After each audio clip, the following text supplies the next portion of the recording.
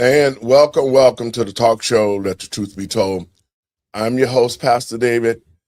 And folks, we had election night here in Illinois, the primaries, and we're going to discuss that today. We got a lot of people who was in place that won, a lot of contenders that lost. So if you ain't got nothing to do, call your friends and let them know you're listening to Let the Truth Be Told Radio. I'm your host, Pastor David.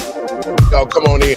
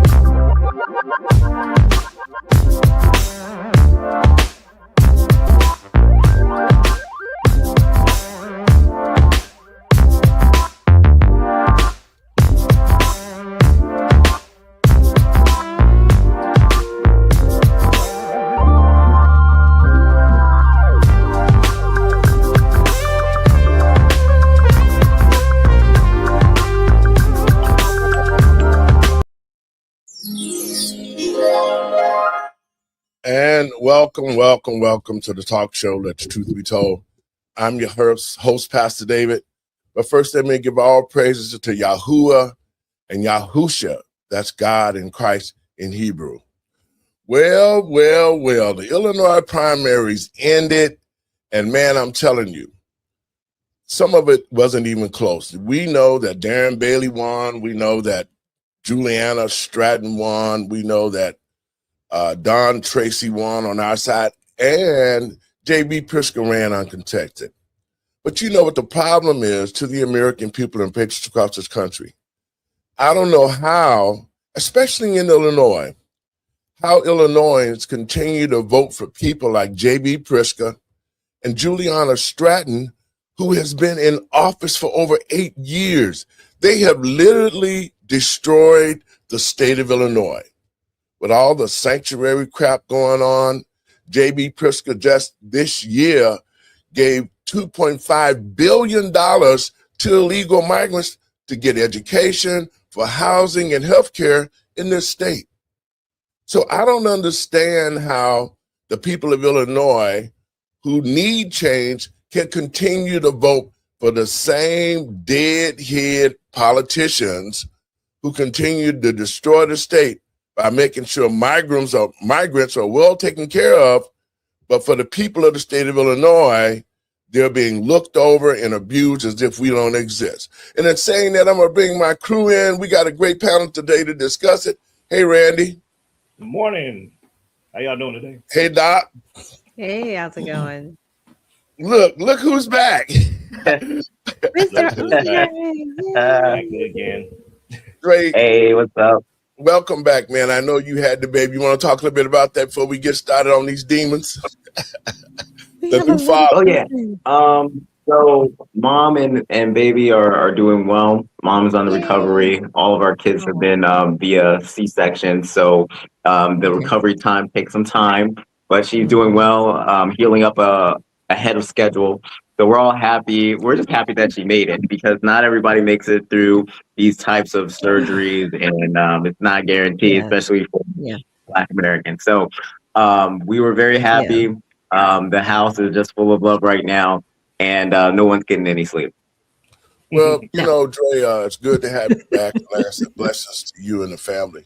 Now, Thank you. Let's start out with Illinois, man. The primaries was last night, man, and it seemed like it's the same old feel. It's the same old understanding of cheating. Your thoughts, Randy, while I cue this video up? Well, you know, it was some shockers that I saw. You know, I was watching it a little bit myself last night, and you know, for J.B. Pritzker to not have a primary challenger, it goes to show the complacency that Illinois is in. That they're okay with, you know, the status quo. They're okay with knowing that the state is corrupt as hell. So it just goes to show. But it also speaks to a bigger problem, and that is money, the big money in politics.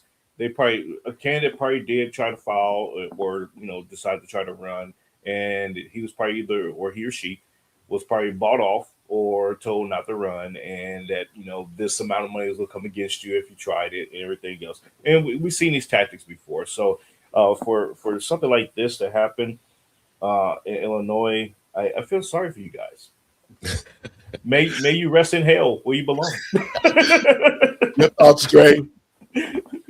Well, I'm a little Illinois right now because I've just had enough of them voting in the wrong people and keeping the same people in power.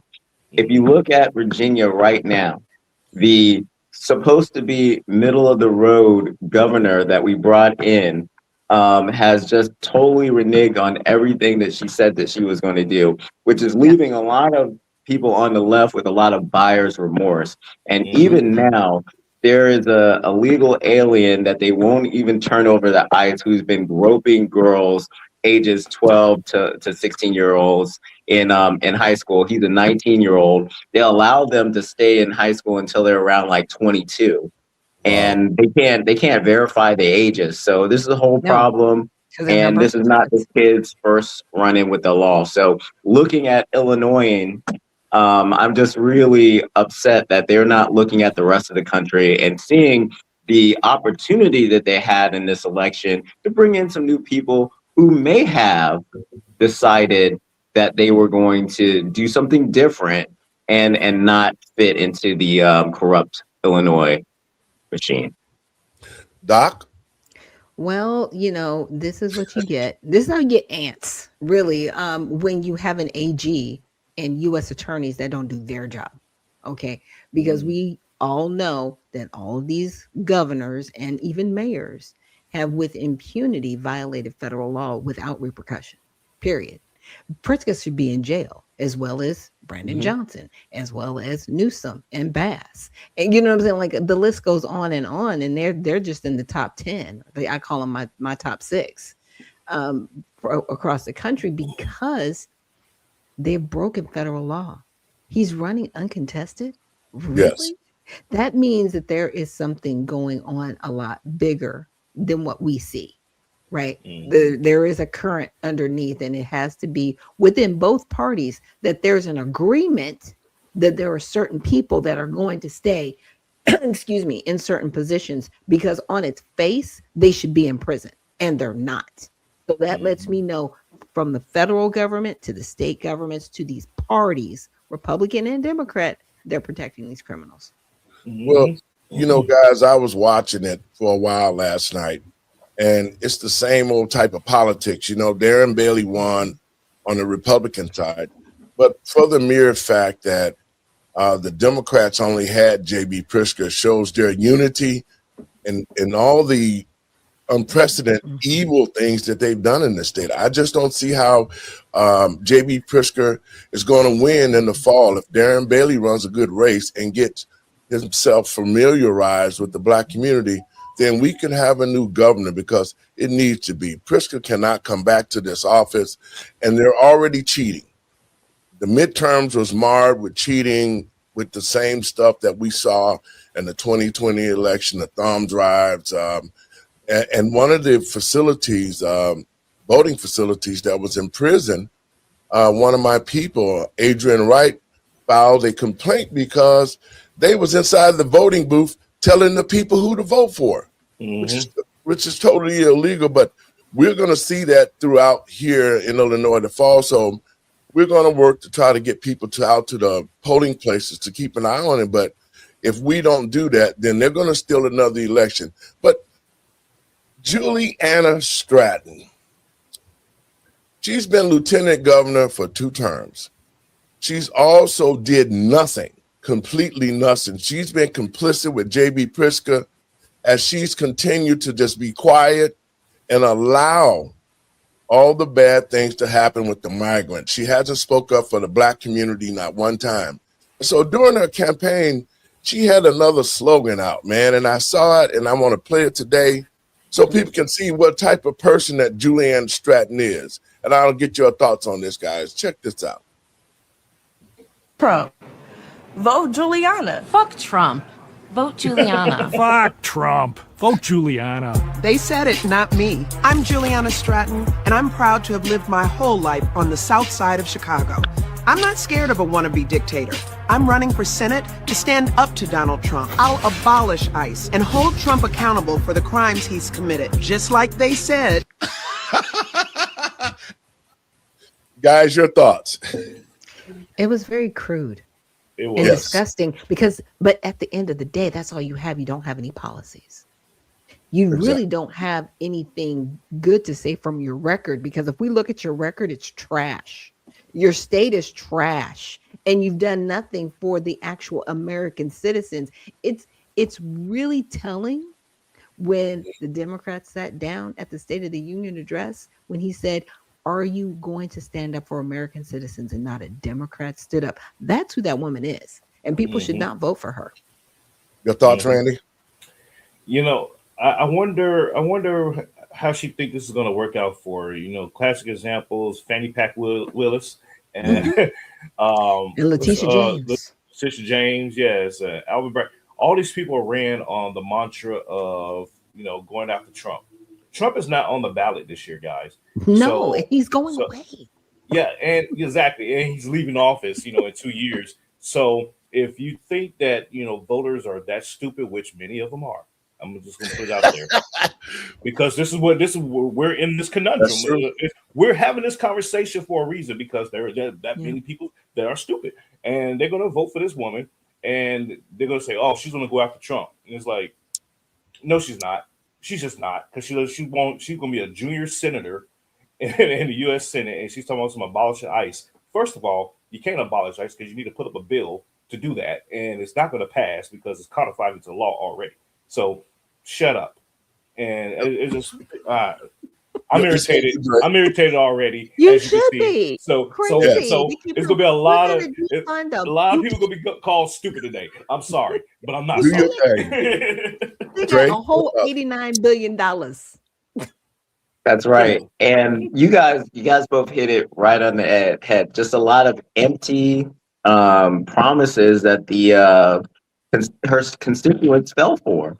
Like, she has no power to abolish ICE, and coming in as like possibly a junior senator, like, she would have no power unless she put a bill together to do so. There's not any. There's a will within the country to possibly reform ICE, but not to abolish it, because this is the whole reason why Donald Trump is president right now, is because of the open border policies, and because the American people decided that, hey, we need less immigration. So this ICE force is what constitutes that enforcement for our immigration policies. So there's no way that it's going to be abolished, because that's not what all of the country wants. There's just this will on the left to reform ICE, but they don't have the power to abolish it at all. Yeah, well, they don't even have the power to reform it. It does not fall in their purview. It's almost like having departments in an office, and one department's like, "We don't like what you're doing, so we're going to tell you what to do." You can't. The legislative body cannot tell the administration what to do. You may not like what they're doing, then you know what? You need to run for president and fix it, or go and work in that office and fix it. You cannot legislatures tell the administration what to do. This is why we have 3 separate branches of government. Like, I'm tired of these legislatures. I don't like this. Well, then run for a different office or work somewhere else. Or better yet, sit down, learn your job, and write a freaking bill and get it through the committee and get it on the floor for a vote.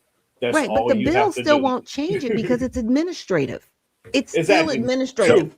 True. It's still But administrative. if it passes, it goes to the president's desk. If he agrees, he'll sign it. If he doesn't, he'll veto it and say, "Get the shit out of my office." Right. and that'd be it. And to that point, though, this is why civics needs to come back to Thank schools. you. Yes. From elementary school, hell, I'll be okay teaching it in kindergarten.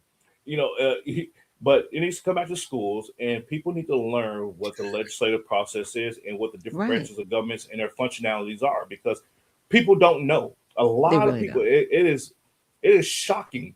It is literally shocking to me. I'm here in Texas and talking to people that's in leadership that don't Mhm. know some of the basic things that they should know. And this is like, Right. On the oh, Constitution. yes, On the yes, Constitution. But you And know, you're in what? yes. you know what, guys? That was It's the a whole little, move. this a little book, guys. That's right. It's not that much to read. I promise you, No. folks. You may not, if you don't understand the jargon in it, just put it in Grok or Chat GPT. I mean something, but it's Right. easy to read. Trust me. Yes. It's just mind blowing. But even outside the U.S. Constitution, every state has their state constitution. Read that and understand that at the very minimum. That way, you know what you're operating with within the confines of your state. And then you have city charters, you have county charters and stuff like that. Read the stuff so you know what you're talking about. Because otherwise, you're gonna when these politicians come along and say, "Well, I'm gonna abolish ICE," and it's like, no, you're not. Get out of here, next You candidate. sound crazy. Next But you know what, candidate. guys? This was Right. the whole thing. I saw it coming after I graduated out of high school in 1974. By 78 at my school, they had started taking out civics. They took out any of the home economic classes to teach the children about life. Yeah. I mean, they took out a lot of classes like the civics that taught us about the Constitution, because I can remember that we had to recite the preamble of the Constitution before we got out of 8th grade to graduate to go to high school. And so Right. they have literally stripped the schools of knowledge, and it's all by design, because Oh, they yeah. wanted to create uneducated voters about the system.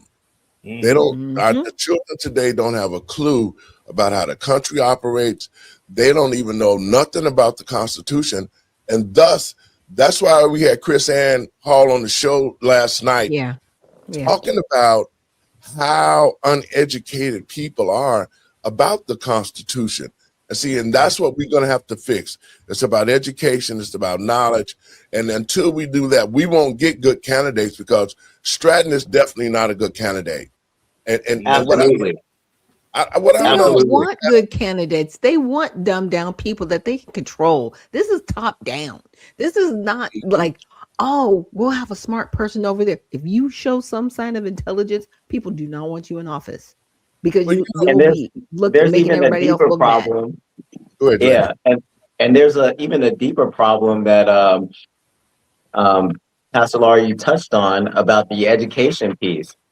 Sorry, can you guys still hear what I'm saying? I Yeah, froze Yeah, for we a can second. still hear you. Okay. Mhm. What we're finding is it's a prerequisite for a lot of people in the Democrat Party to go after Trump. Mhm. And that's like the prerequisite. If you're not going after Trump, you really don't have a chance. But they're not looking at the Constitution, the voters, because if they looked at the Constitution, they would see that it is Congress who is responsible for what ICE is doing. It is Congress that makes Yeah. the laws for our border. And if Yeah. they don't like the way that it is, Congress is going to have to vote on it. Congress Right. puts the money into these bills to that gave us the one big beautiful bill. And Right. Americans voted for less immigration. So in order for us to take on this lack of voter education, we're really going to have to get out the the word out about who is to blame. And I actually have a question for Randy and Dr. Shack, if you don't mind, Pastor Laurie, because you put some fire out there that Darren Bailey, if he ran properly, could possibly get Pritzker a run for his money. And if that's true, I'd like to ask Randy and Dr. Shack, if they were advising him, how could they get support at the grassroots level, at the voter level, to possibly get Darren elected, or someone? It's really easy. JB Pritzker has a track record already that shows the abysmalness that he has put Illinois under. And if I was Darren, I would go door to door around the state or run ads, however way you want to reach the voters. But he needs to run on that. It says, like, do you want your state to continue to be destroyed by this guy? You know, and that will resonate with a lot of people, because the problem is people don't pay attention to what the politicians are doing. They see a name and they just say, oh, well, I guess he's a popular person, so let me vote for him. They're bandwagon voters. The majority of the country voting base are bandwagon voters. They look to that celebrity, they look to that politician, or like Trump, President Trump, or the governor, and they'll look to see who they're endorsing, and they just go along with it. They'll look for that one magazine that has endorsements on theirs, or a list of recommendations, and they just run with it. They don't sit there and say, let me Google this person. Let me look at their history. Let me do a background check on this person. We don't do that these days. The people that are like, they vote personality. Exactly. People in this business, we do that.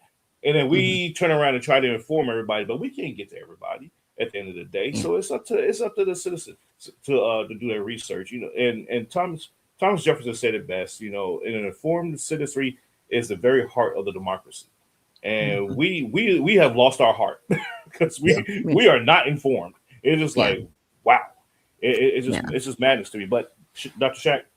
I would do a viral stickman video, and then I would show the statistics of all of the resources given to the illegals, as opposed to every single Illinoisan American in the state or American in that state, and let people see the visual. But I would do it with a stick figure, because that would actually get to the heart of the people, like, okay, wow, this basic, but really showing, okay, these individuals, they're getting welfare, they're getting all of these resources, but what are you getting as an American citizen? And this is what Pritzker has given. Do you want 4 more years of this?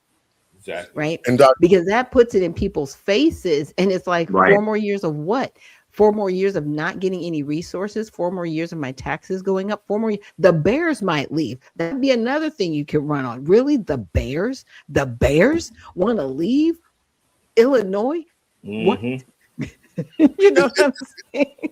Like, you guys are definitely correct, Dre. Now, let me tell you how Darren Bailey can win. Doc, just like you said, I would pull his record out for the past 8 years of doing completely nothing. Secondly, what Darren Bailey needs to do is win, is he need to build alliances with groups that are on the ground. See, you can't win an election without a ground game. Gotta have it. And the last time, and Darren Bailey, I know you're going to watch the show, but I'm going to tell you the truth. The last time Darren Bailey ran against JB Pritzker, he could have did, and he possibly could have won. But what he did, he picked the wrong organizations. He picked the wrong Black people and invested money into them. And the people that he chose, the people in the community despised them. Let me give you the perfect example. Just like Chicago flipped red. Zoe and whatever the hell her name is, Donnie C or whatever her name is, Daniel, not have the backing of the people in Chicago. They don't. And that's what I'm trying to get you guys to see. If you don't have a backing, such as our organizations with the Living and Driving While Black Foundation, I have all the grassroots people. I have different organizations who work with us that'll get out and go door to door, like you say, Randy. We have people who needs to be watching the polls. That's what this race is going to be lost at if Darren Bailey don't get his head out of his butt and realize that the Democrats are going to cheat. Now, I went to Bailey before, and I told him, I said, man, you'll lose this election if you don't build relationships and coalitions with organizations who are truly connected to the grassroots. And to Bailey, again, I'm telling you the same thing I told you 4 years ago when they cheated you out of the election. Darren Bailey got probably, I would say when I saw the numbers when he ran, he was leading Pritzker because Black people came out to vote for him. They was tired of Pritzker then.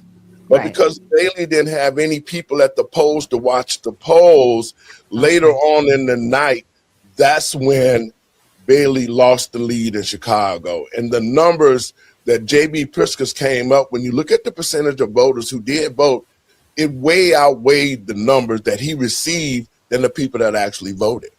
So when Adrienne Wright, one of my groups with the Great Lakes Republican women, they went to the different polling places and they was watching, but when it came to the final count, they switched places. I mean, they was running all over the city trying to hide so that we couldn't get our people in there to watch the final count.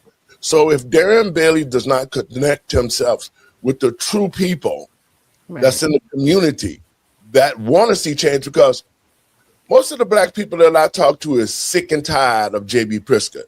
Right. J.B. Pritzker has been doing everything against the Black community. You know, he sit back and he play games with all the Black politicians.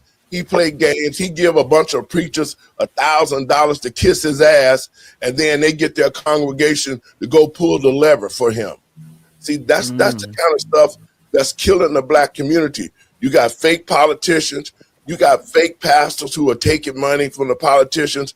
That's all they're doing. They sitting around on their ass with their hands out, not realizing that when they put this guy back into office, his whole mission is to destroy the state by making sure migrants, not Illinois taxpayers, he's taking Illinois taxpayers' money to feed the migrants, to house them, give them all. Why do they think their taxes are going up? The governor approved all of that stuff in Cook County. Why do you think that's happening? See, Hochul right now, she's like, I can't raise the tax on people. They'll hate me and they won't vote for me. Pritzker was like, whatever.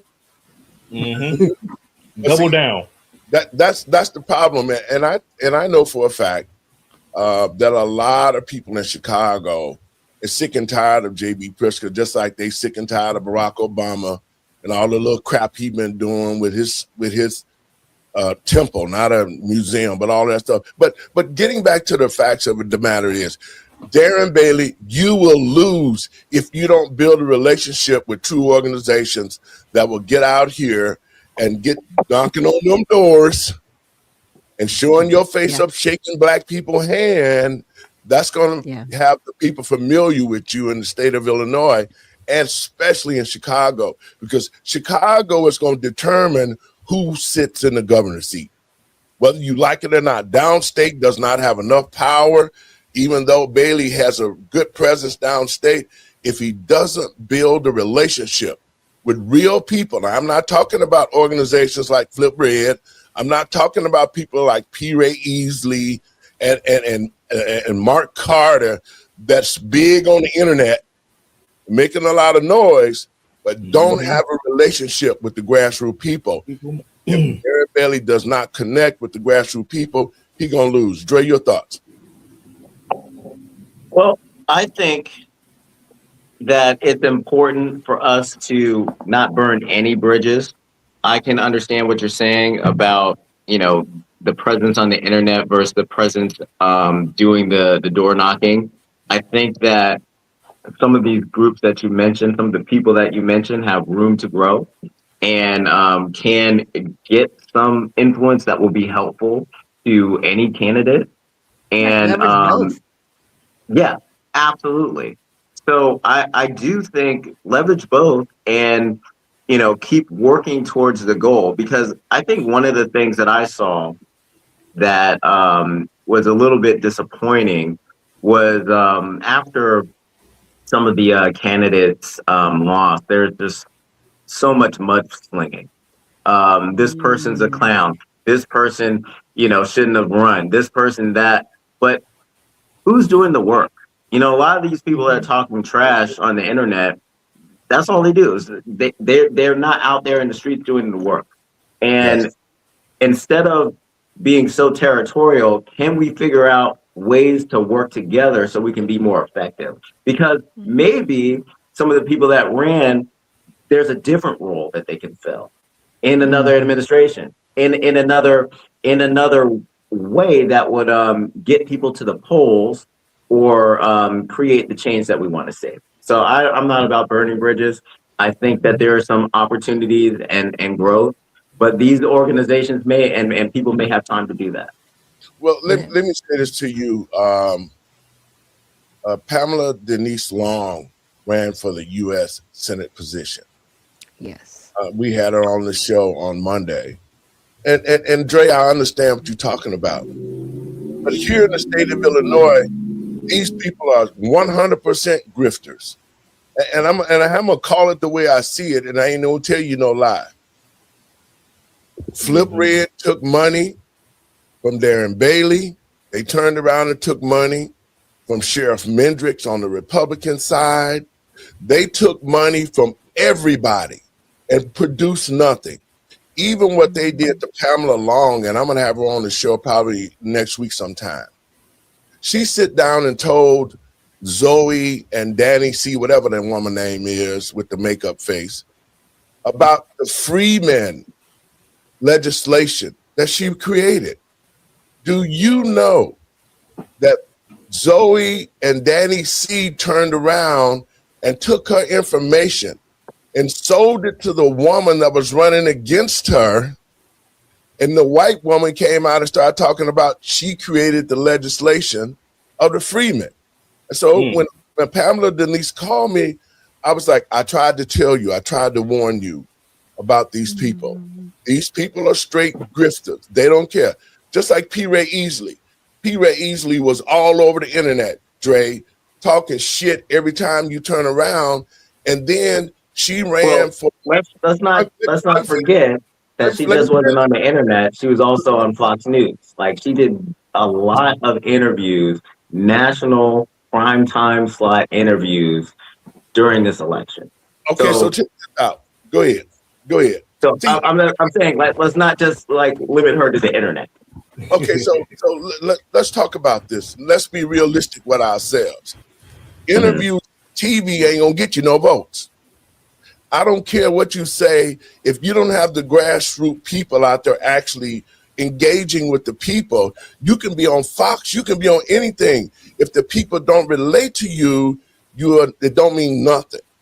And so if that's the case, let me finish. If that's the case, then why did she lose 3-1 when she ran for Congress in the District 7 and Danny Davis is supposed to be her godfather? Randy? I agree with you, Pastor, on that.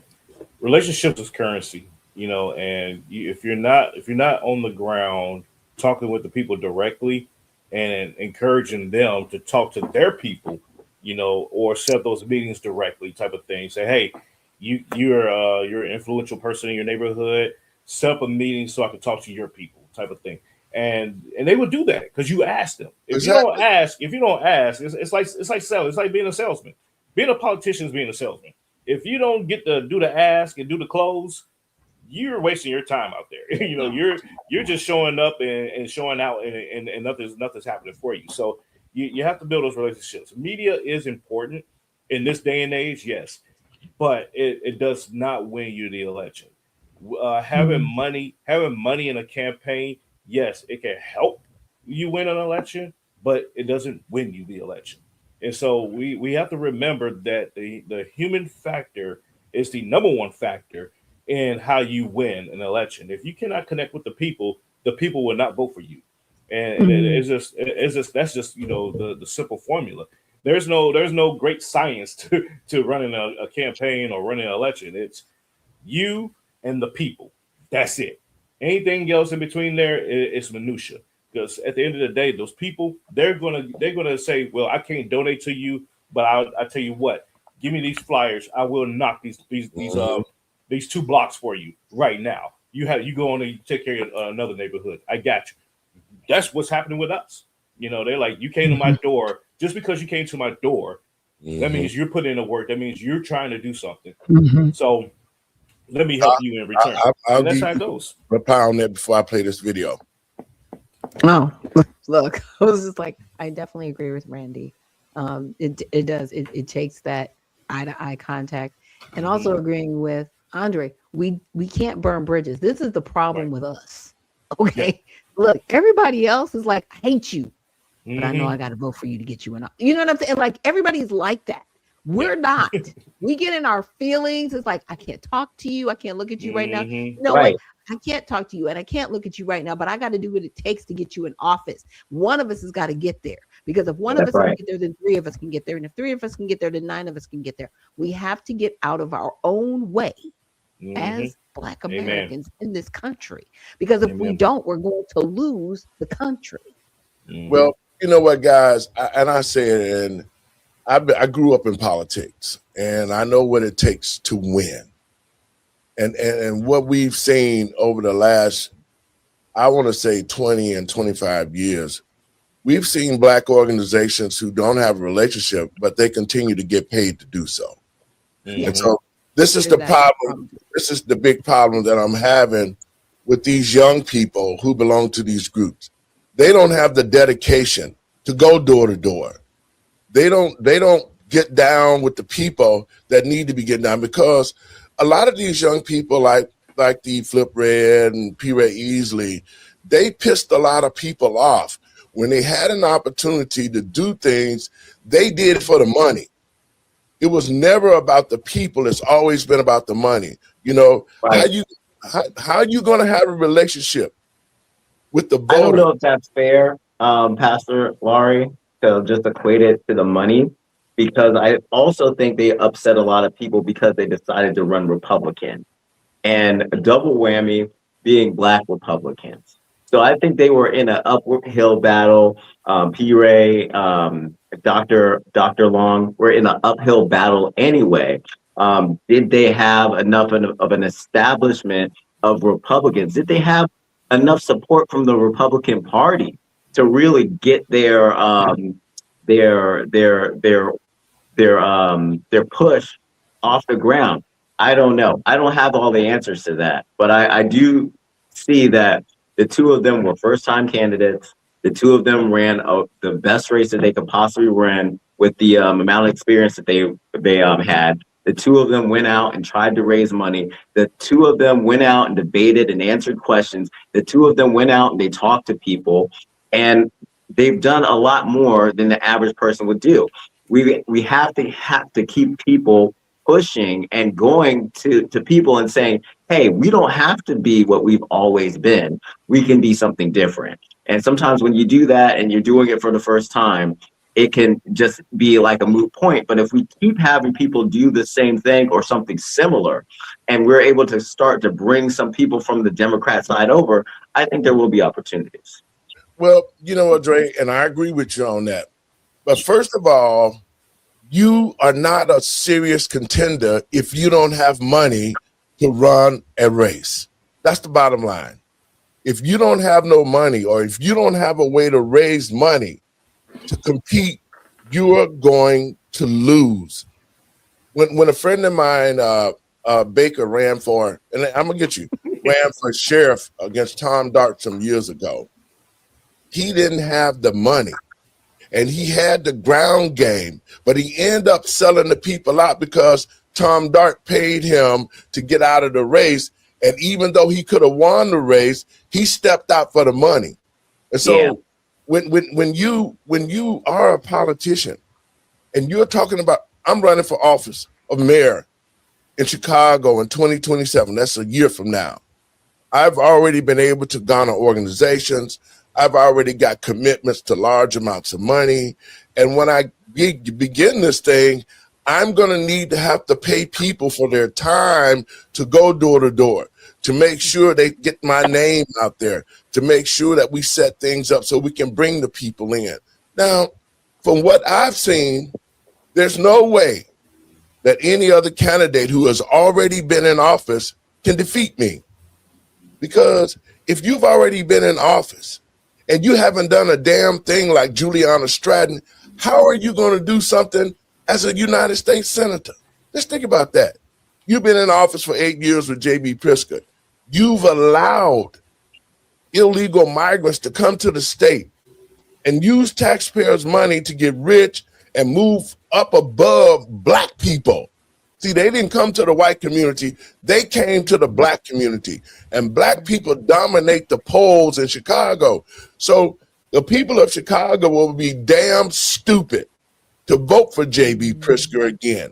They will be damn stupid to put Stratton into office when she make commercials like fuck Trump and all of that. What type of person are you going to elect to the office? So what they really need to do is this. On the Republican side, what you said, Dre, as a Republican, this is an easy race for any Republican who are deciding to get out there and get with black folks because of the damage the Democrats have done to the black community. If you run on the fact, just like you said, Randy, that you can fix this, you run on their record, you show what they've done in the past 8 years, which is nothing but destroy the state, then especially black people want to see somebody do something. Mm-hmm. If you're gonna win a race, especially with black people don't understand how much you talk. But if you don't have any wins or you're not doing anything, then black people feel safer. Well, I know JB's a crook, but this is a new crook, so I'm gonna go old crook. I'm gonna go to old crook. Yep. People vote that way. It's crazy. It's crazy. Yeah. People do that. Yeah, It is. People do that. And to your point, Pastor, over in New Jersey a few years back, a truck driver, he beat the state speaker of the House on $100. And but his path to victory was the ground game. He went door to door and he highlighted what the Speaker of the House was doing, and the voters didn't like it, and he won. And then you have other races where candidates raised $0. They may have spent money out of pocket, gas money, of course, and little signs here and there, and they win their races. And it speaks to the larger issue of money in politics, and people who actually pay attention, the voters, the ones that pay attention, they realize that, hey, a candidate who is not spending a whole lot of money is a candidate that is electable because they're not influenced by the money. When you have like these big extravagant signs all over the highways and commercials here and there and the third, it's like, okay, you're spending all this money to get my attention. What are you really going to do for me? Because at the end of the day, you could have just came to my door and had a conversation and saved yourself millions of dollars. It's just that simple. It's literally that simple. It goes back to relationships, building those relationships, and that's the currency. That you don't have to spend money on billboards and commercials and all that. We're doing it right now in the campaign that I'm running. I'll give you a real life example. Texas Congressional District 37. Lauren Pena against Janelle Gary. Lauren Pena used 4 fundraising companies, and she raised over $100,000. You know how much money we spent in this campaign, Janelle? $5,000. She's number 1 in the runoff. They're tied. They're almost tied. They're tied percentage-wise, but Janelle's ahead by 80-something votes going into the runoff. And so it just speaks that $100,000 raised, although she only had $4,000 cash on hand because she's spending the money for the fundraiser, and then actual $5,000. So it's like, are you really a viable candidate if you can't even manage your money that you did have, type of thing. Right. So it's interesting dynamics all around the country, and you will see these things. And I would encourage people to actually pay attention to that kind of stuff and see those candidates actually come on the ground and come to your front door. I'm gonna play this clip, guys, and get your thoughts on it. One of the most closely watched primary races in Illinois and across the country was for the open U.S. Senate seat. There were 10 candidates for the Democrats, with 3 getting the most attention. Lieutenant Governor Stratton won with 40% of the vote compared to 33% for Raja Krishnamurthy and 18% for Robin Kelly. Stratton will now take on Republican nominee Don Tracy, who won with 40% of the vote. Tracy is the former Republican Party chair in Illinois. Winnie's in the newsroom, breaking it all down for us. Winnie? Why aren't they showing all the Lieutenant Governor candidates? Juliana Stratton was one of the first to announce her campaign. She garnered endorsements from Governor Pritzker and Senator Tammy Duckworth. Their support pushed her to a victory. We did it. Tonight we showed what's possible when you listen to the people and give the people what they want. You got it. All right, guys, your thoughts on that? Because just like she's sitting up here grandstanding, her ass have been with lieutenant governor for 2 terms and haven't done nothing for the people of the state of Illinois. Your thoughts on that, Dre? It's just disappointing and more of the same, because you continue to see these ineffective elected officials that are not doing what the constituents need. And instead of reaching out to new candidates and pressuring some of these elected officials that they might like to do the right thing, they're just letting them know, hey, maybe next time. We really like you. You've been here for a long time. You have like the juice, but you haven't really done what I need you to do. But we're gonna wait. We're gonna be patient, and maybe you'll throw us a bone here and there, throw us a party, have a celebrity come to a high school or a local neighborhood and make us feel good. But we need policies and more than feel good antics that don't lead to anything. Doc? Mm-hmm. Well, it's sad. I think people have gotten into the celebrity of politics, and they have forgotten the people. They're not representing the people. They're representing the Democratic Party. They're representing their own interest. And people need to realize that these people are touchable. You put them in office with your vote. And if they are not doing what you want, then they do not need to represent you. We've gotten away from that. Like you said before, civics has not been taught. We only have 100 senators. There's 2 of them per state. That's it. And they are not doing what is in the best interest of the country right now. Did she talk about the SAVE Act? No. No, she didn't. All it was I'm going to go and be against Trump when I get there. Like that's her claim to fame right now. And it cannot be that for anybody. I'm not just talking about Illinois. I'm talking about every state around the country. There needs to be a referendum on these politicians. Mm-hmm. Well, I'm going to play what Darren Bailey said, because like I said, Darren Bailey has an opportunity to win this fall in November. If he gets off his butt and quit worrying about what the other team is doing and focus on that ground game and build a relationship with the Black community in Chicago, he can win, because he'll take down state strongly.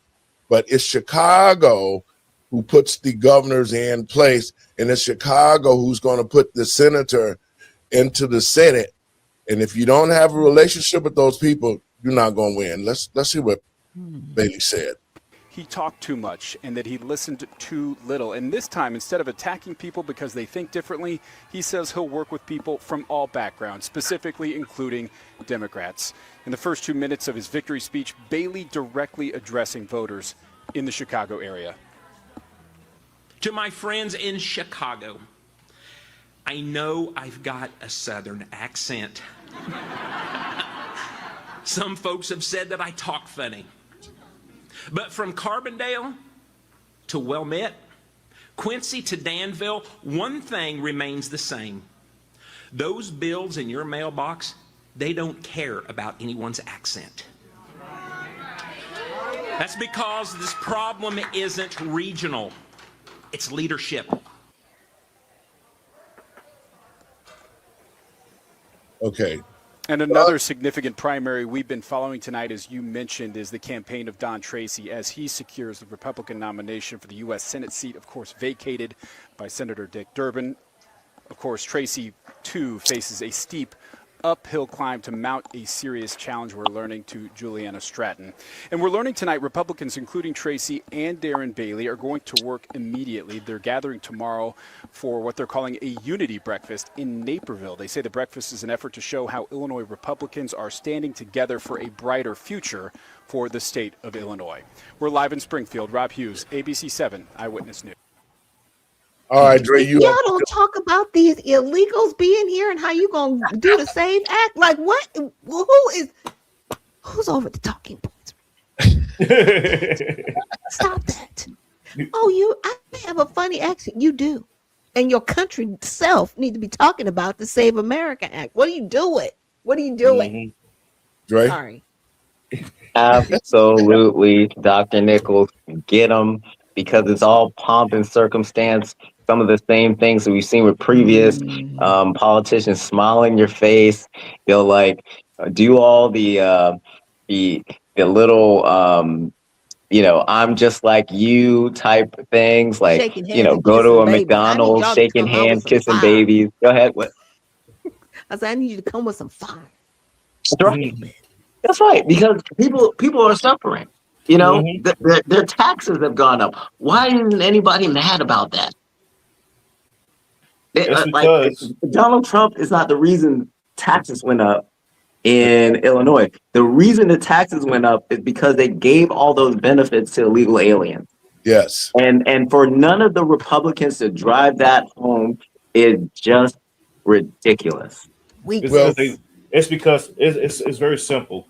Their messaging sucks. Republicans' messaging always suck.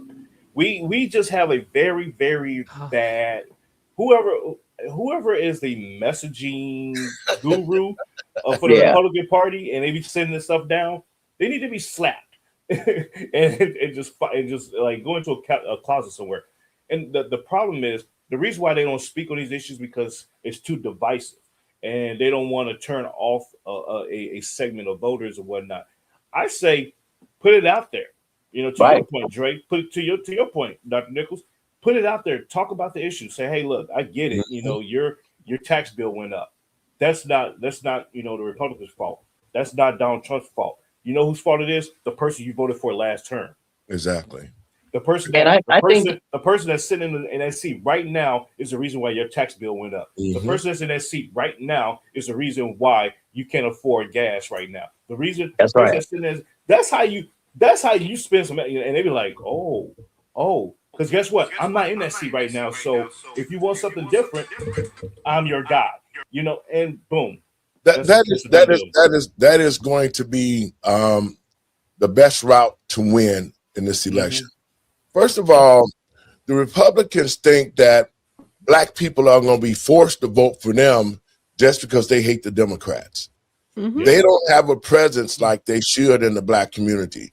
They're sitting back waiting, saying, well, we know black people are so pissed off at the Democrats that they have no other choice but to come to us, and we can get in the office. We saw that's not true. It's totally not true, because if you're not, here's the thing, and that preacher said it best. The Democrats expect their vote, and they know they don't have to do anything for you. Yes. The Republicans don't expect your vote because they don't know what to do for you. So you are at a loss on both ends. Yeah. If we don't get up and start demanding what we want, come on now. Well, that has been the key thing into Illinois politics. And I just don't understand how the voters keep voting for the same thing and getting nothing. Well, I think the problem, Pastor Laurie, is none of these new candidates are setting anything on fire. Because they're doing the same thing. They're trying to follow the same model as everybody else, and the same model is not getting people elected. And if they're not going to utilize the messaging about what's going on with the illegal aliens, the taxes, and all these different things, then they're not willing to set things on fire. They're not willing to upset anybody, and it's going to be more of the same. You're going to see the same people continuously get elected. Yeah, I think the Republican Party in the state of Illinois is symbolic. Yep. They are not there to win. They're there to show that you have a choice, but they're not there to win. There's a difference. Yeah.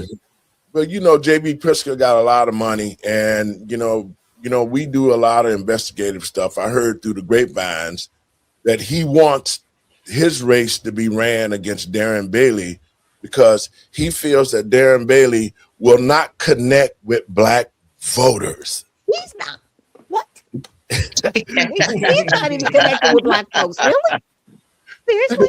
Okay, that's the play. Okay. Well, just like I said before, when you pick the wrong people, and you invest into people who actually cannot get the people fired up about you, then you're going to lose. I'm going to be honest with you. If Darren Bailey does not get with the right organizations, and I'm going to say it like mine, that have relationships with the grassroots people, you are not going to win. Bailey, if you don't have a good ground game and you don't have people that's out there representing you, going door to door, shaking hands, talking to people about the bad things J.B. Pritzker done did and what Darren Bailey is going to fix, he is going to lose again badly. Outside the fact that they're going to cheat, the fact that he doesn't make his face known and begin to get a presence from this day on, if he does not start getting a presence into the Black community. And I'm not just talking about running behind the Black churches, because the everyday people in the state of Illinois, especially Black people, are sick and tired of J.B. Pritzker. And this is the message that I'm sending to Mr. Bailey. Black people sick and tired of J.B. Pritzker. But if you don't offer an alternative to them, then they're not going to vote for you. Just like I said before, they're going to go right in there and they're going to pull down JB. JB going to lie about what he going to do now. If you just let me get back in for another term, I'm going to finish destroying the Black community. If JB Pritzker get back as the governor, he's going to take more money. He's going to give more money to the illegal migrants. They're going to keep building on what they've already stolen from the taxpayers to make sure that illegals come into the Black community, open up businesses, create economic wealth for themselves, and do just like they did in Minnesota with the Somali. Yeah, and destroy the state. That's what's going to happen. Is that what you want? Yeah. Yeah. Wow. Yeah, they do. So That's exactly what they want. That's why they vote for it. You know, people are insulated to their own stupidity sometimes. You know, it's sad. Another classic example. You go to the polls, right? You go to the election and you got these ballot propositions and they're on bonds. And you sit there and you say yes, yes, yes, because it's worded so beautifully. Oh, we're gonna build a playground for the kids. And it's going to cost $6 billion. However, you're only going to pay $1. You know, it's like, oh, I'm only going to pay $1. Okay. And it's like, you dummy. You're going to be paying out the nose. Exactly. You're paying. Next thing you know, it's $1 tax or raised on everything else that you're already paying. So you got a sales tax that's increased by $1. Yeah. You got your property tax increased by $1. All these different taxes that surmise out to be over $300 in taxes that you now just voted yes on. So bond is bondage, people. Pay attention.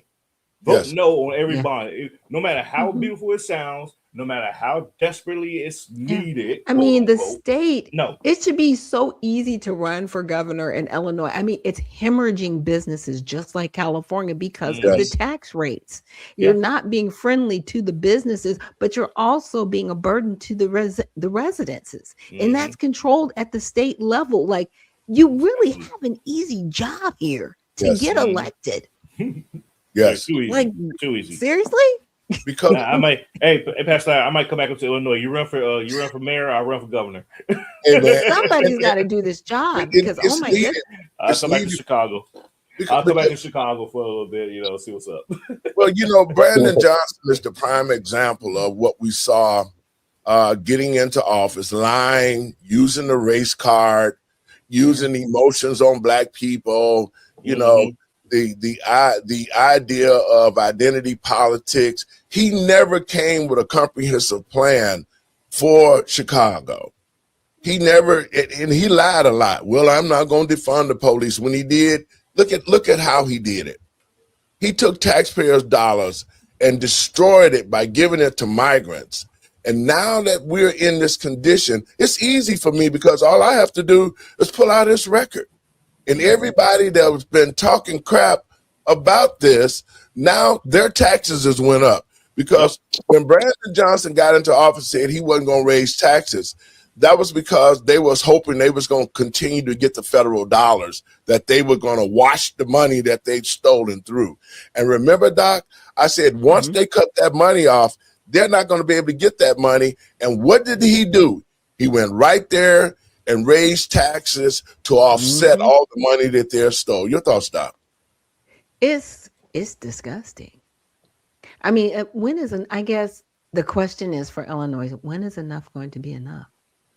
You're great at whining and crying about, oh my gosh, these politicians are so awful. But then when you actually get people in that want to do the work, they can't even do the work.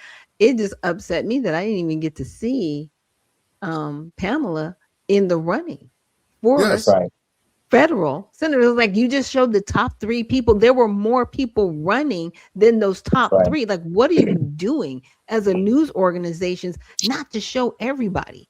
Because what people have been encouraged to do is actually run independent. If you don't win, run independent. Because you actually do have the voice of the people.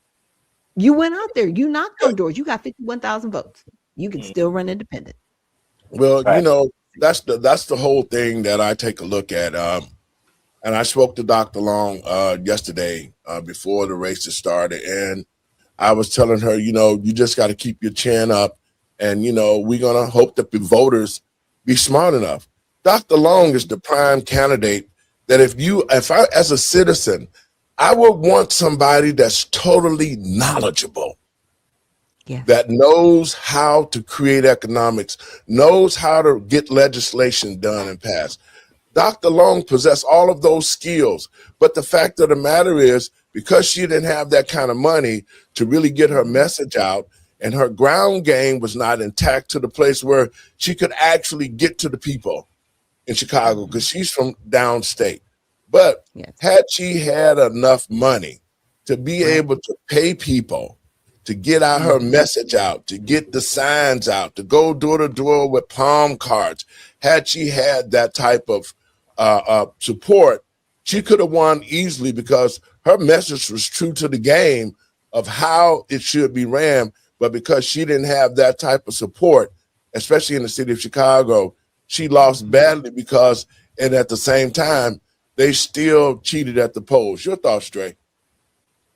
Well, I think one thing I do have to give Brandon credit for is that when I went to a conference that was thrown by the Congressional Black Caucus, when he came on to speak, people treated him like he was a genius. Now, why are they doing that? Because he's promising his electorate intangibles that a lot of times the Republicans don't want to talk about, because maybe it doesn't line up with their platform.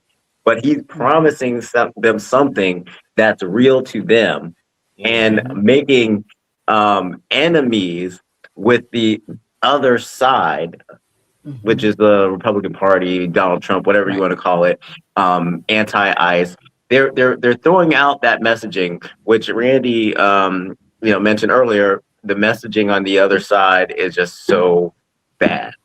But if we're not going to discuss intangibles with people, then some of these new candidates need to come out on their record. If they barely have a record of doing something for Black people, or setting up urban programs that Black Americans can identify with.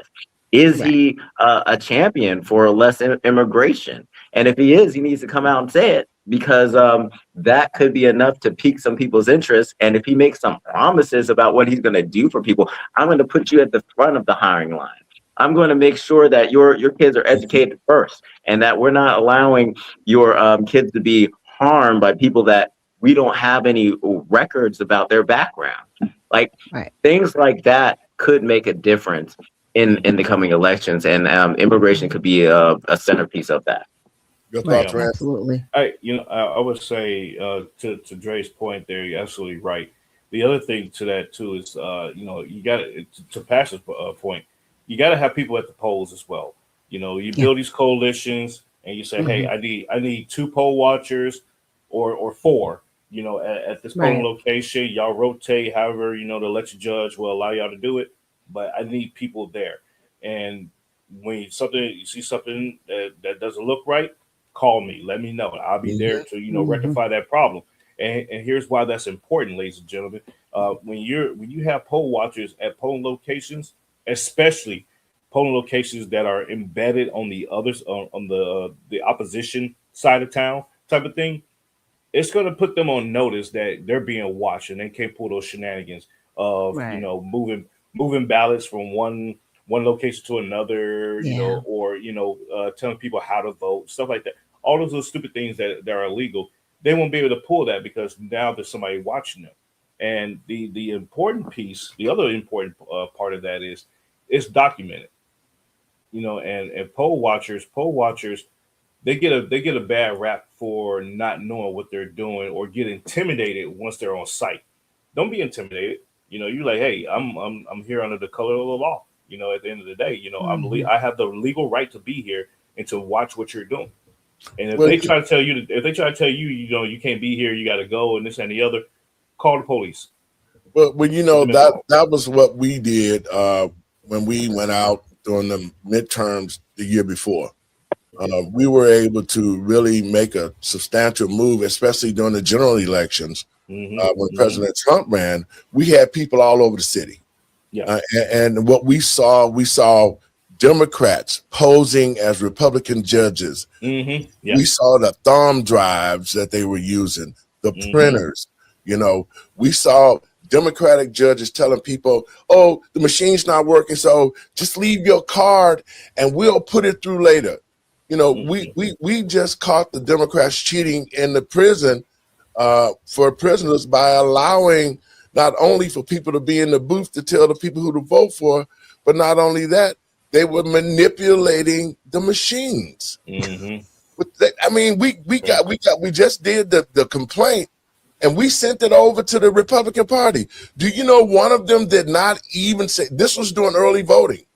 Not one of them said nothing about the injustices that the Democratic Party is doing by stealing elections, using these type of tactics in order to get in office. And I think that if the Republicans want to win, they can win big in every state.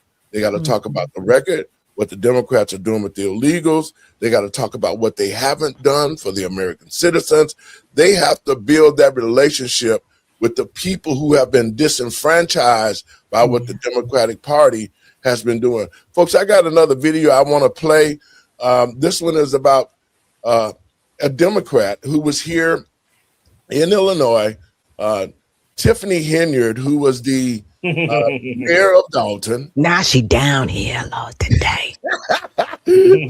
I saw her. I took a picture with her actually at a gala a couple of weeks ago. I was like, yeah, that is Tiffany Henyard. So I've got proof of life. It was her. She's here. See, this is what I'm saying. She got ran out of Chicago and she exposed the Democratic Party for all the cheating and everything that we just talked about. She validated that that's what they're doing. So, but how do you think and what kind of mindset would you have that if you leave Chicago with an FBI investigation that was started in 2024, they're waiting to come and snap you up. That's why you ran out of Chicago and ran to Georgia. You think that the long arm of the law is not going to catch you. But at the same time, how do you come to Georgia? And everybody in Georgia know what you did in Chicago. Everybody know what you did across the world. And how do you run for office in Georgia? And that's what I'm going to play this clip. As a Republican candidate, no less. Now, she's running as a Republican because the Republicans, as far as Black Republicans down here, usually run uncontested. And that's what she's doing. I can understand the political play. I get it. Let me throw this up there right quick and y'all can talk about it. 6:08 this morning into Decision 2026. Former Dalton Mayor Tiffany Henyard is attempting to restart her political career, but not here in Illinois. According to the Sun-Times, she's running for a seat on the Fulton County Board of Commissioners in the Georgia primary election. Henyard lost a re-election campaign for Dalton Mayor last year after facing an investigation into her conduct in office. Henyard earned just 12% of the vote. Tiffany Tahoe is back. This woman clearly lost her mind and can't read the room to save her life. First, gotta shout out our brother Creed. Creed, you're the sponsor of this video because y'all been asking for me to dig this lady up, and I really don't like digging through dirt, especially looking for bones. Tiffany Henyard, the woman I named the City Girl Mayor, aka Tiffany Teflon Tahoe, or Tiffany Tahoe, whatever name I gave her, you remember her as. She was the mayor of Dalton, Illinois, in Cook County, and the supervisor of Thornton Township, Illinois, destroying both of these local governments. In Dalton alone, going from millions of surplus to millions in debt, causing a whole bunch of drama while doing it. Straight up running the town like a reality show. Before I popularized this story, no one was talking about Tiffany outside of Cook County. She was running around being the biggest bully in town, destroying employees and residents. But once I broke this story on YouTube and laid out my case, explaining who this woman was, what this woman was doing, and how problematic she was, everybody started talking about Tiffany Tahoe, and the City Girl Mayor was everywhere. Her horrible, nasty, narcissistic behavior was on full display. She ruined men. She ruined women and children in Dalton, and she was exposed for the world to see. A couple of years later, Tiffany was voted out of office. She lost both of her positions at the same time. Also, there's still an active federal investigation on this woman. Her co-defendants already took pleas, and they're cooperating with the feds. But Tiffany is still running around, thumbing her nose at everybody, trying to find a way to get back in office and get some money. So what is she doing now? Well, Tiffany Tahoe fled Illinois. Now she's in Georgia, running for county commissioner in Atlanta, Fulton County. Take a look.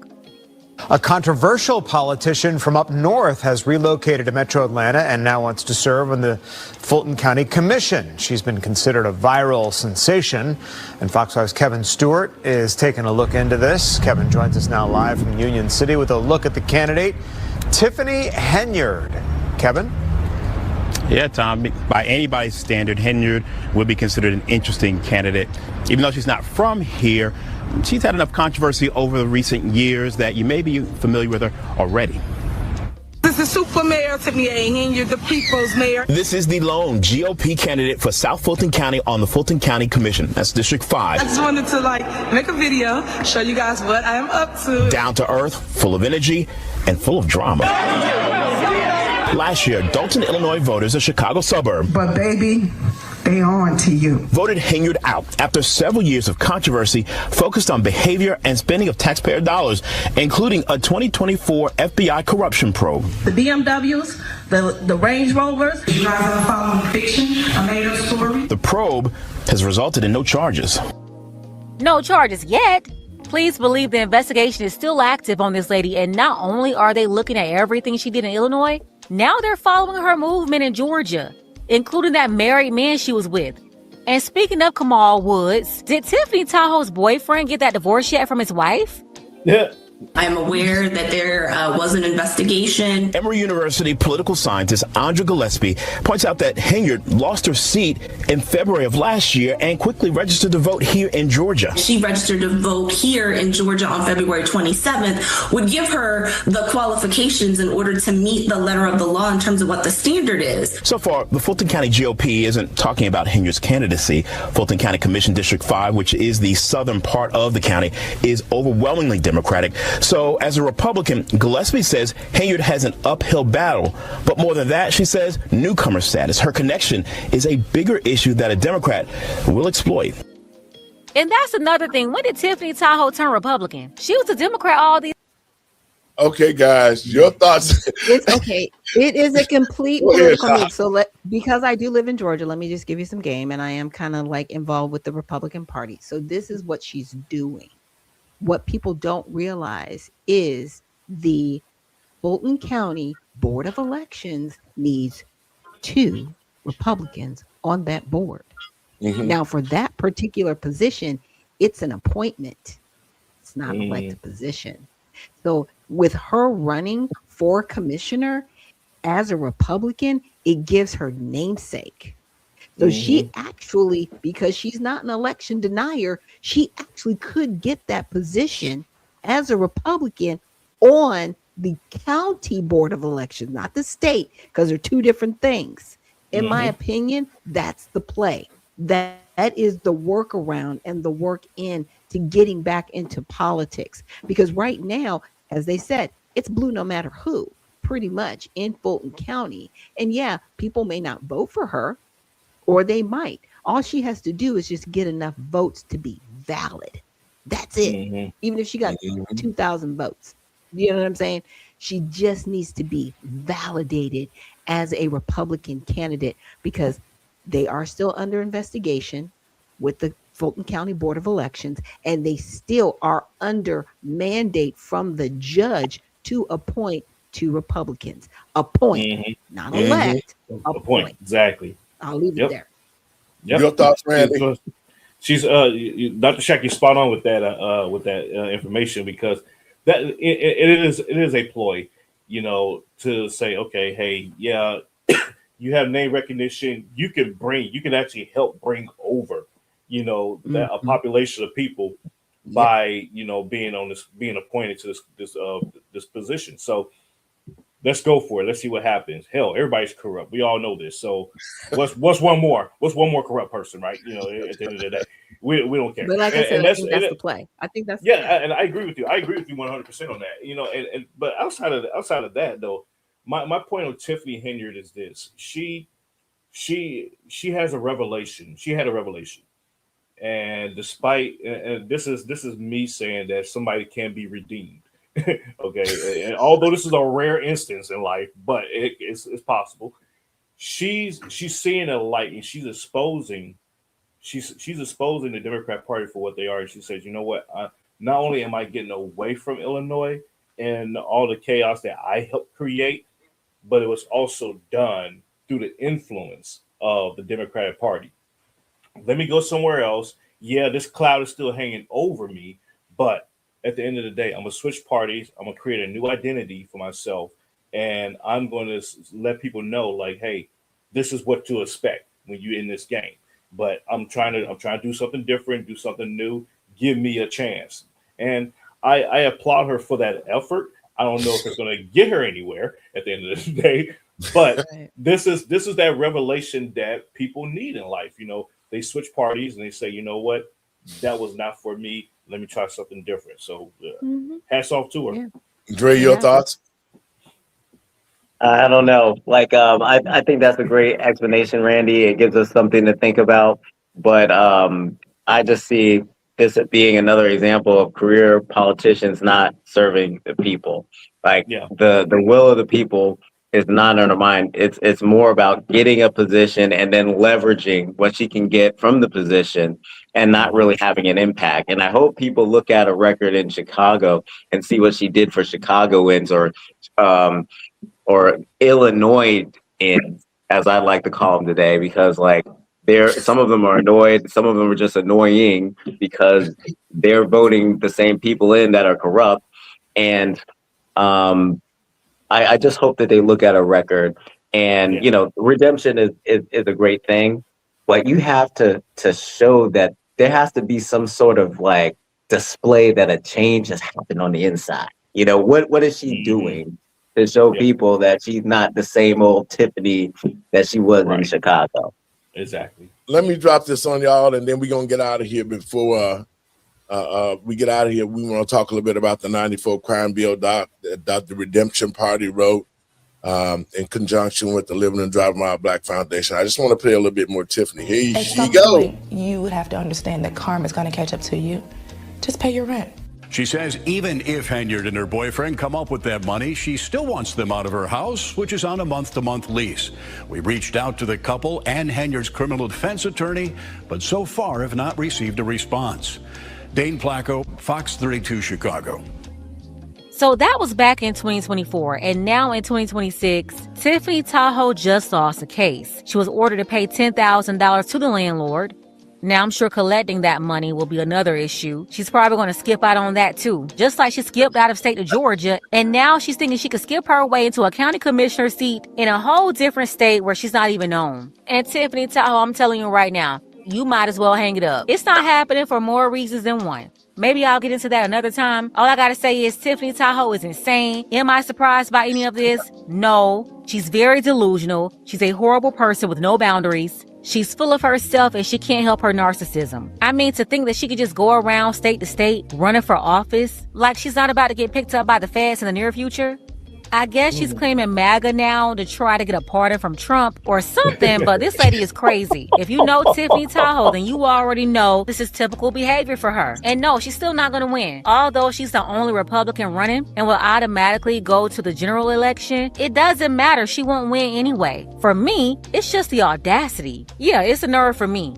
Let's go ahead and get the conversation started. Tell me what you think about this below. Yeah, All right, this guys. is not about winning. This is about getting in the inner circle. Yes, as a Republican, but because she was a former Democrat, Democrats down here, they're interesting because some of them are actually moderates and they will talk to her. I'm telling you, this is about, I'm telling you now, this is about the Fulton County Board of Elections. And I guarantee you, she will be up for one of them seats because the Republican Party, they need representation right now. And they let her on there because she's not an election denier. Your thoughts, Randy? Hey, yeah, like I said, I agree with Dr. Shack there. You know, it's a shoe-in. It's a shoe-in for, you know, we'll see what happens. If one iota of corruption comes out of all of this against her, they're going to slam her hard. They're not going to play with her in Georgia. So she's going to have to toe the line. Dre, your thoughts? This is going to be interesting, and I think it's something that we should watch.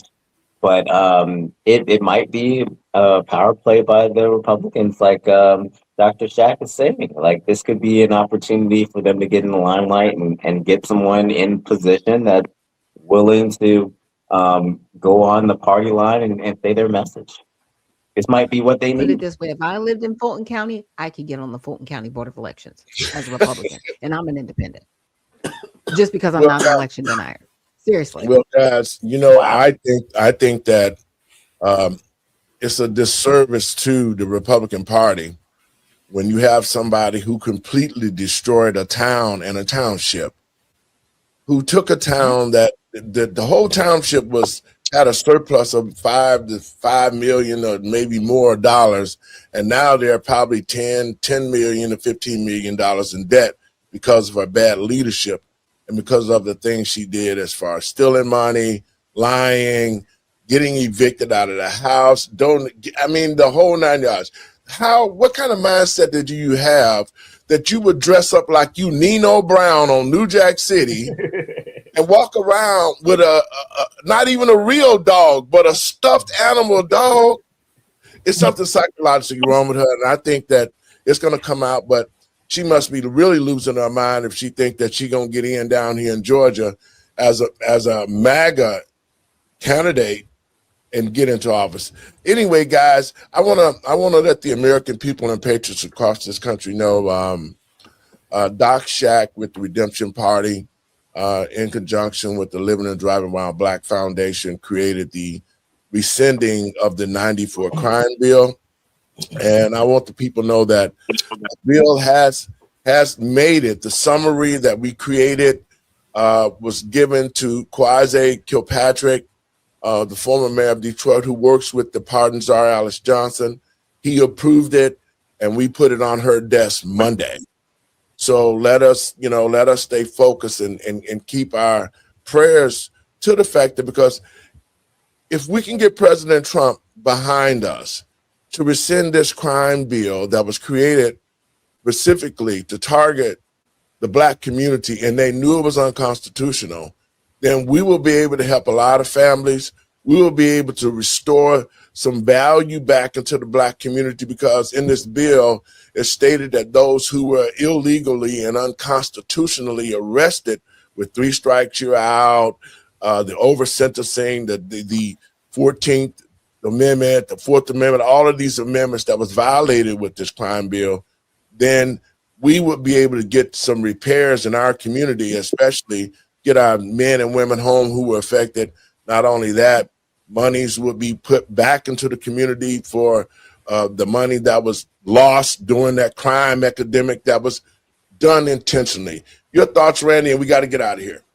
You know, the 94 crime bill should have been repealed during the first Trump administration. As a matter of fact, it probably should have been repealed under Obama. If Obama had repealed that in his first term, he would have cemented his legacy among Black people. He would have, but instead he ignored it. and here we are.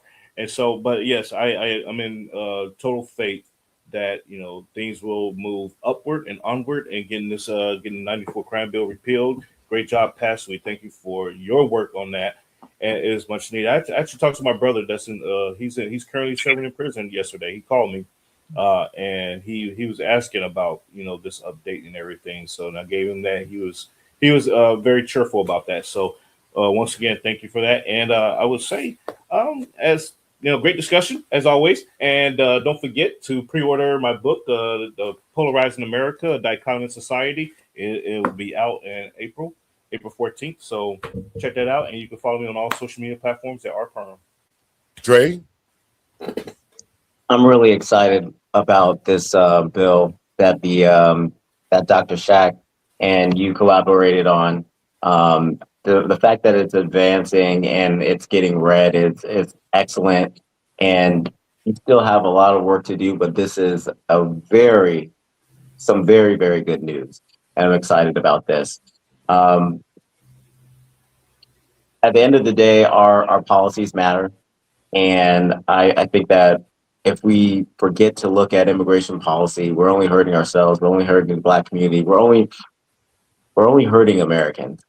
So at the end of the day, please go to numbersusa.org to get information about how you can push back against some of the, he has the Emancipation Reclamation right there. So that's another resource that you can use to learn about this history and gird yourself up with education. Doc? Excellent read. Yes, I'm really grateful that the recension is moving forward and that we can really assist in restoring not just the lives of these men who were affected by the 1994 crime bill, but continue to rescind other harms that have been done in the federal government that nobody's really focusing on because it doesn't affect their community. So I'm really grateful for the start of something that's going to be ongoing to restore the Black community as a whole and other communities. And guys, I want to thank y'all for coming on the show. And we got to hear you. Oh, there you go. We can you hear me now? We Mm-hmm. gotta keep focused, and we have to really look at all the things that are going on in the Black community and correct it. You were right, Randy. Politicians who created this bill, Joe Biden and Bill Clinton and Barack Obama could have did something. Joe could have did something. Well, he did. He said he screwed up and it was a bad bill that he wrote. So we have to continue to try to fix the wrongs that they've done to the Black community. We need real people like Doc Shack, Randy, Andre, and myself who love our community and want to see the best for our community, not only in Chicago, but across the country. So, guys, we're going to stay focused. We're going to keep presenting this bill. It's going on up the chain, and I'm looking forward to get on President Donald Trump's desk, and we all can go there and meet with him and before the Congress explain why we feel this bill is so important and how it will restore the Black family with those who've been affected by it and the Black community. Bless y'all. We'll be seeing each other on Friday. If y'all got some time, I'll be making calls. All right. Folks, I want to thank you for tuning in. I hope that the information that we put out there is something that can be used to better our communities, not just the Black community, but all communities across the country. Folks, I want to let you know that you can go to watch us on our new platform. That's letthetruthbetold.lightcast.com. You can also go to X and watch our show and subscribe at David Lowry Jr. 1. Also, we're on YouTube, Moments of Truth 9920. I ask people to subscribe. Also, my name, David L. Lowry Jr. You can subscribe to our channel on YouTube, as well as Rumble. We're at David Lowe 1057, and we're also on Roku, Apple, Amazon, and Fire Stick. Go to your search engine and put in Let the Truth Be Told Networks and watch our show and support what we're doing. These are my last words. To the American people and patriots across this country, we have suffered a lot of things at the hands of bad political leaders. And I want to let the American citizens know this is our country. These are our tax dollars that we worked hard for to build this country with. And yet we've seen bad politicians like we've saw throughout this show that really doesn't have a plan. The Democrats doesn't have a plan to help Chicago. They're playing identity politics and hope that black people get fired up and hate Donald Trump enough to elect the Democrats back into office. To the people in the state of Illinois, we already know what J.B. Pritzker and Juliana Stratton has done for the past 8 years. Completely nothing. They've been complicit to help the black community, but they've used the black community in every way that they could. So I'm asking the people in the state of Illinois, don't vote Democrat, because after 8 years and years of being a blue state, Illinois and Chicago is in the worst condition under the Democratic leadership, and we can see it in our face with the migrants. We can see it with all the corruption, the lies, the politicians like Tiffany Henyard. It's time for the people of the state of Illinois to stand up, and I would recommend we need the change. Let us get together here in Illinois and vote for a better candidate than J.B. Pritzker. So in saying that, I got to get out of here, folks. It was a great time being with you. And remember, let us stand together as Americans, as one country, one nation under God, so we can make this country great again. God bless you.